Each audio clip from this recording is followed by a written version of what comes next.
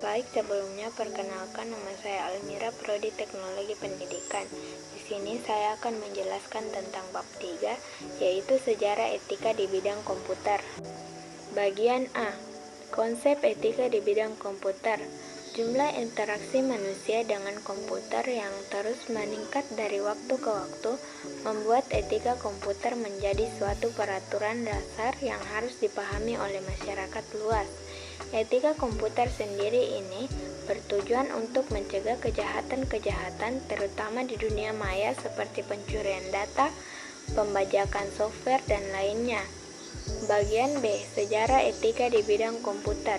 Sejarah etika di bidang komputer diawali pada era 1940 sampai 1950-an. Pada era ini munculnya etika komputer sebagai sebuah bidang studi dimulai dari pekerjaan profesi Norbert Wiener. Terdapat dua peristiwa penting yang terjadi pada tahun 1940-an, yaitu Perang Dunia II dan lahirnya teknologi komputer. Selama Perang Dunia II, Profesor Norbert Wiener mengembangkan sebuah meriam anti pesawat yang mampu melumpuhkan setiap pesawat tempur yang melintas di sekitarnya. Pengembangan senjata tersebut memicu Wiener untuk memperlihatkan aspek lain selain kemajuan ilmu pengetahuan dan teknologi, yaitu etika. Dalam penelitiannya, Wiener meramalkan terjadinya revolusi sosial dan perkembangan teknologi informasi yang dituangkan dalam buku yang berjudul Cybertis. Ketika memutuskan untuk menggunakan istilah etika komputer pada pertengahan tahun 70-an, Walter Manner menggambarkan bidang tersebut sebagai bidang ilmu yang menguji permasalahan etis yang menjengkelkan yang diciptakan oleh teknologi komputer. Manner berpendapat bahwa beberapa permasalahan etis sebelumnya ada diperbukukan oleh muncul komputer yang menimbulkan permasalahan baru sebagai akibat penerapan teknologi informasi. Bagian C. Kode etik profesi di bidang teknologi informasi. Dalam lingkup teknologi informasi, kode etik profesi memuat kajian ilmiah mengenai prinsip atau norma-norma dalam kaitannya dan berhubungan antara profesional developer TI dengan klien, antara para profesional sendiri, antara organisasi profesi, organisasi dengan pemerintah.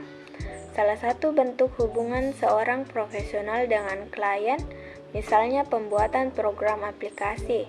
Seorang 41 profesi tidak dapat membuat program semaunya. Ada beberapa hal yang harus ia perhatikan, seperti untuk apa program tersebut nantinya digunakan oleh kliennya, atau user yang dapat dijamin keamanan, security, sistem pengerjaan, pengelolaan aplikasi tersebut, dan dari pihak-pihak yang mengancam sistem kerja, misalnya hacker, checker, dan lain-lain. Kode etik profesi merupakan sarana untuk membantu para pelaksana sebagai seseorang yang profesional supaya tidak dapat merusak etika profesi. 3 hal pokok yang merupakan fungsi dari kode etik profesi, yaitu A. Kode etik profesi adalah pedoman bagi setiap anggota profesi tentang prinsip profesionalita. B. Kode etik profesi adalah kontrol sosial bagi masyarakat atas profesi yang dijalankan. C. Kode etik profesi mencegah campur tangan pihak luar organisasi profesi tentang hubungan etika dalam keanggotaan profesi. Bagian D. Pelanggaran etika profesi IT. Faktor utama meningkatnya pelanggaran kode etik profesi IT adalah makin merebaknya pengguna internet jaringan luas komputer tanpa disadari. Para pemiliknya disewakan kepada spammer, penyebar email komersial, produser, pencipta situs penipuan, dan penyabotan digital. Terminal-terminal jaringan telah terinfeksi virus komputer yang mengubah komputer menjadi zombie. Contohnya di Bandung, banyak warnet menjadi serangan kejahatan komputer.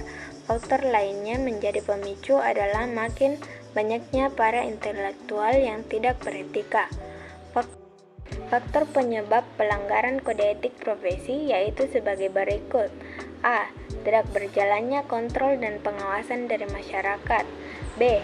Organisasi profesi dilengkapi dengan sarana mekanisme bagi masyarakat untuk menyampaikan keluhan. C.